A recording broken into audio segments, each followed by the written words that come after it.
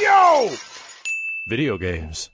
What up, dudes? Matt here from YoVideogames, and now that the Smash Brothers video discussion is out of the way, I feel now we can take some time and go back and look over the Nintendo Direct, or at least I can do that, and give my general sort of thoughts and feelings on what was announced and shown on the Nintendo Direct that was shown earlier this week on Thursday. I was out of town, much like our other channel, Max, and, you know, we weren't able to watch this thing live. I was able to watch it live on my phone in a hotel room, but, I mean, that doesn't really give you the same thing as, you know, being able to watch it live with you guys on Twitch or give a reaction and record and make a video. So, sadly, didn't really get to do that.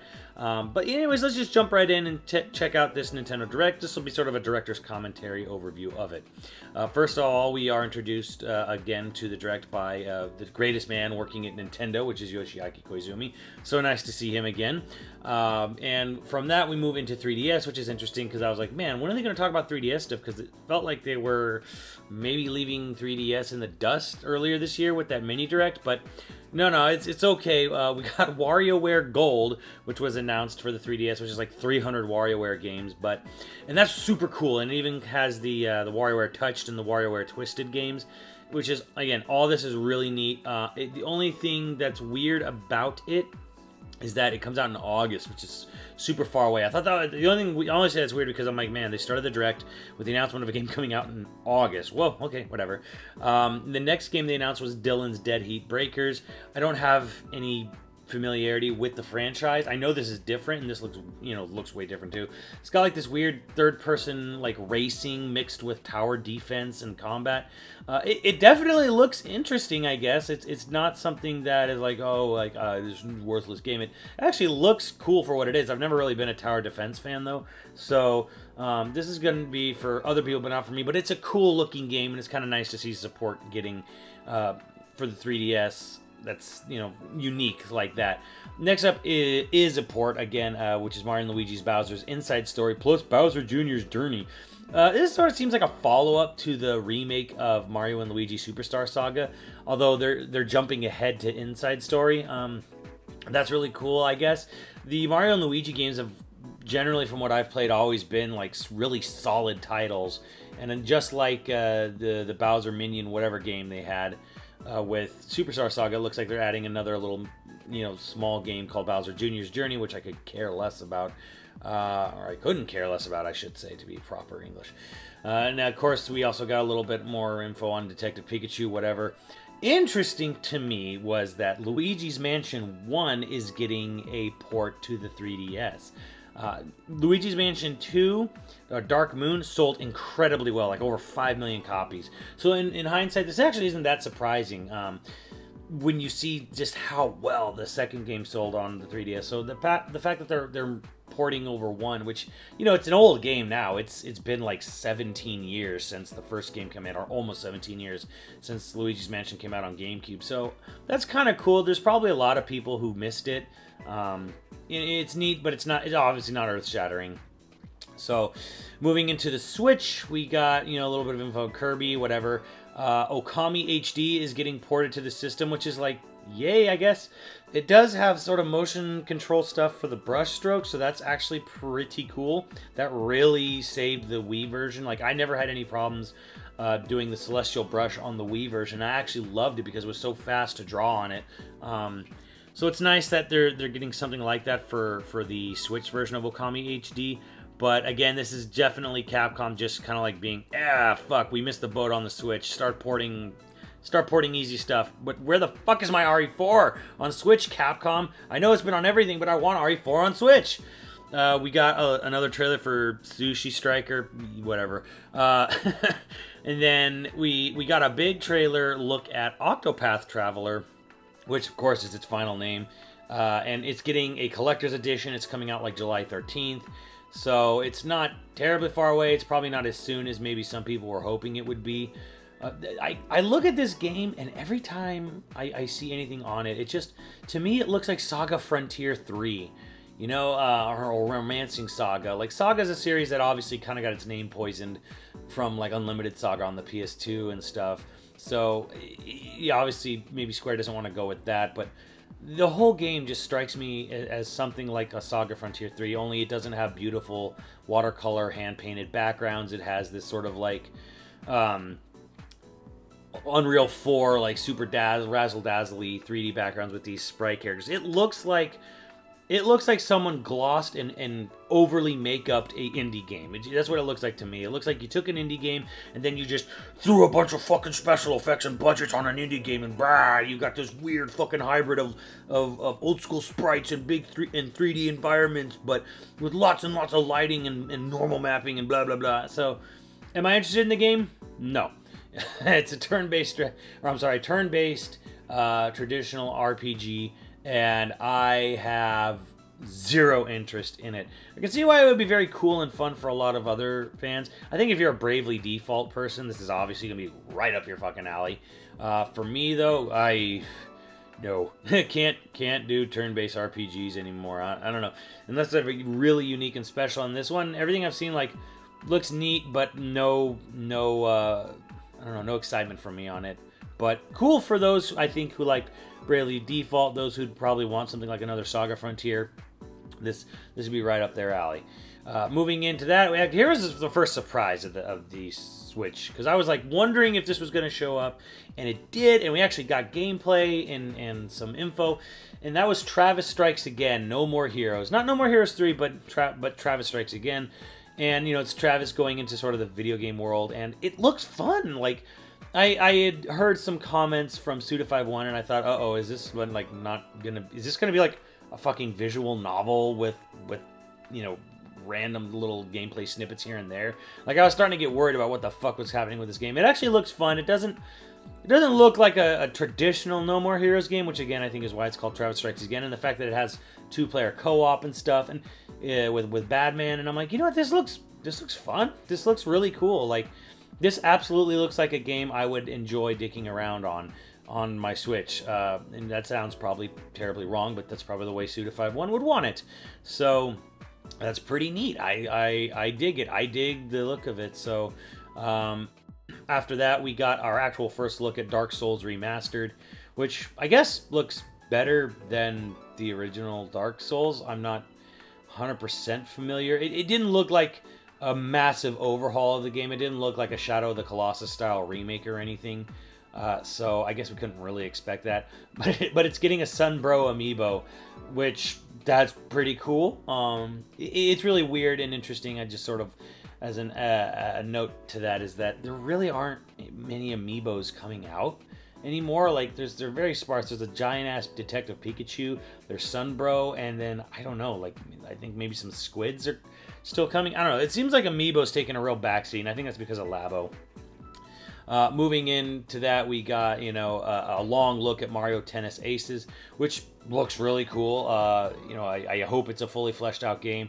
I really dig the meter mechanics, where you build up meter and you can do things for like super big hits or slow down time. So you got like super offensive, super defensive. Then you got like a level 3 meter move as well. And you can always like perfect parry back these special shots if you're good enough. And I really dig that. I like everything about that I'm hearing. And then of course they have the basic bitch mode, you know, for those who don't want to fucking do anything but play Virtua Tennis still in today's day and age, max.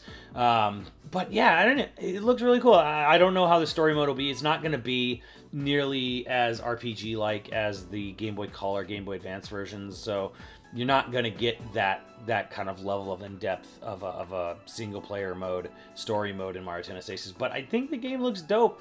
It's not coming out till June, I believe, is what they said. So it's like, okay, it's a little ways off, but it looks cool. We're definitely going to be playing that game on stream, and probably you know, all four of us, and probably having a great time, I hope, because we were a little let down with the Wii U one, but this one definitely looks like, you know, a real return to form for Mario Tennis. After that, we got an announcement of Captain Toad on 3DS and Wii U, or I'm sorry, and Switch. It's the Wii U game on 3DS and Switch. I think the 3DS was a surprising part, but it's also cool that they're doing it. This is at the point of the Direct where I was starting to get really worried about, is this system just turning into a port house?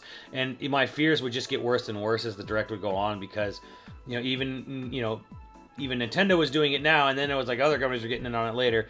So I was like, uh-oh, we are getting into ports land for Nintendo. Like, look, Captain Toad's a great game. It deserved to find a bigger audience than it did.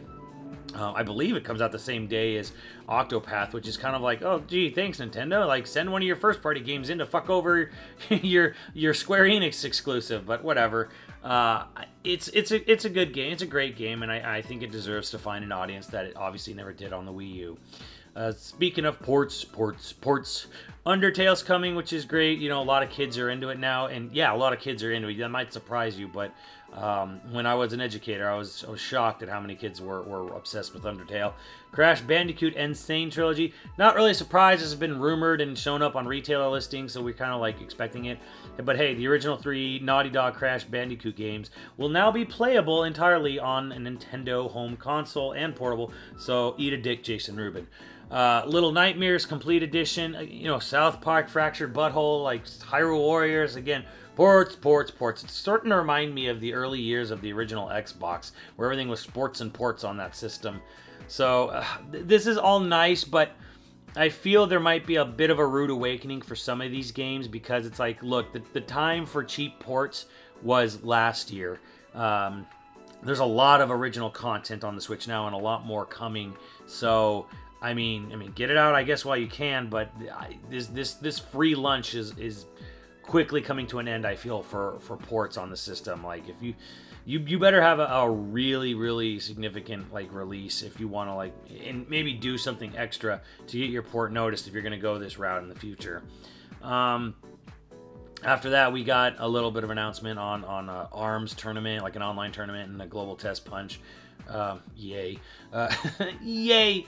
Splatoon 2 got a big end of presentation. Actually, Splatoon basically took over the whole end of the direct.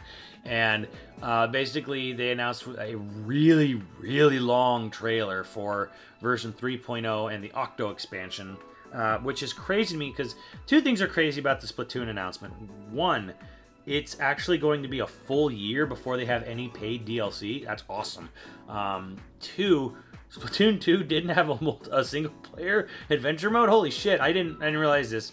I know Splatoon 1 actually had a pretty solid, legit story mode, which I know a lot of people are saying, like, dude, it's legit. It's like a good 3D platformer shooter. I was like, wow, really interesting. I've never played it.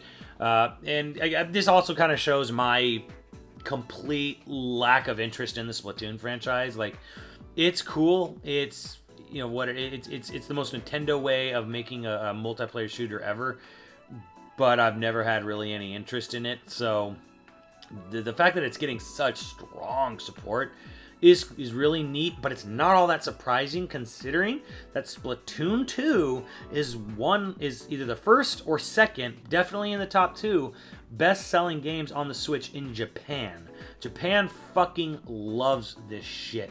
It's colorful. It's got, you know, like, you know, catchy music.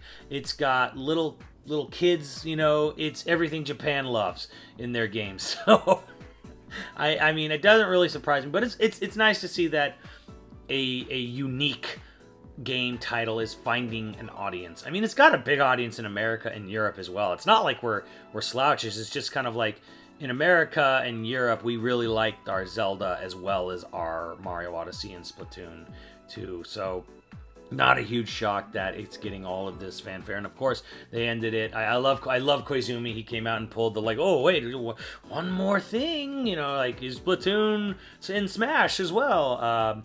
So that's obviously pretty cool. I think they kind of had to get Splatoon 2's big ass DLC shit done now because it's not really going to have a place at E3. I mean, it could have a place at E3, but why? Like, it's coming out sometime within the next few months. I think was it July or something, or summer, when they're going to have the big adventure mode and all that stuff. So this is like kind of stuff that's like we've known about. We kind of needed to get this out of the way because it would make the Nintendo E3 Direct probably run a little too long, and they're probably going to be focusing a lot more on Smash at E3. They're going to be focusing a lot more on some of the other games. I don't know where we are. There's two titles that I'm kind of like, where are we in development life of Metroid Prime 4 and of Fire Emblem for the Switch. Those are question marks. They might be just reserving those for E3 because those are big games. But yeah, it's interesting that Fire Emblem and Metroid Prime 4 were nowhere to be seen at this or mentioned in this conference. They may be further off than this year because we frankly got a lot on our plate already. But I'm gonna wager also Pokemon Switch, which is heavily rumored. I'm gonna wager though that Pokemon Switch is gonna probably be at E3. Smash is gonna be at E3. Those are gonna be Nintendo's big titles. They're big EA Sports big things that they're gonna show off, and then there'll be a lot of other things as well. But as far as like Metroid Prime 4 goes and Fire Emblem goes, they may just be 2019 titles at this point, and they just may need to be a little further down the road. But we might see more of it at E3. But it was too early for them here. Overall, I think the Direct was good. I was a little wary of how many effing ports there were. When they did a mini Direct that was like, what, 5 to 10 minutes or whatever in January, it was like, oh, cool, ports. Like, it's not really a main Direct. They didn't announce it. It just showed up one day, and it was very quick. And they're like, hey, we're porting a bunch of games, bye. Which I thought was kind of a better way to do it with this being a long-form Direct. And even though we did get a really good look at, like, Mario Tennis Aces and, again, Splatoon and Octopath Traveler, that was all cool. Again, Travis Strikes Again is good. Man, there were some points in this where I was just kind of like, oh man, ports, all the ports, and they're not bad games. Like, I don't know that any of these ports were of bad games. It was just kind of like, I'm getting a little worried. You know, you guys, you know, this is the sort of runaround, and to end the tangent on this is that third parties always bitch that their games don't sell on Nintendo systems, but the thing is, they don't often make a lot of exclusive content for Nintendo systems, so they end up usually like porting games when they oops, Nintendo's system is successful, we better get something on it quick. Okay, let's just port something that's been out for months, if not a year, on another system. And then if that doesn't sell well, they go, well, our shit doesn't sell on Nintendo systems. And it's like, well, guys, you're either gonna have to take that chance earlier on with new original content, you know, but you can't really bitch if a year-old or months-old port doesn't sell amazing on a brand new system. So whatever, what have you. I'm still going to get Ys 8 because Ys 8 is fucking amazing, and you all should be playing Ys 8. And that's pretty much all I got to say on this. I hope hope to see more Koizumi in the future. Hopefully, probably will at E3, maybe. Does seem to be sort of like the face of Nintendo's main directs now, so that's cool. But yeah, that's all I'm going to say on that, because I'm getting into the rambling point, and this is getting pointless now. So, a good Nintendo Direct obviously ended very well with Smash Brothers. Nothing super mind-blowing, really more of an update Direct is what I'd call it, which is good. Sometimes you just need a good update Direct. So, let me know what you guys think in the channel below, and I'll see you on the channel. Later, dudes!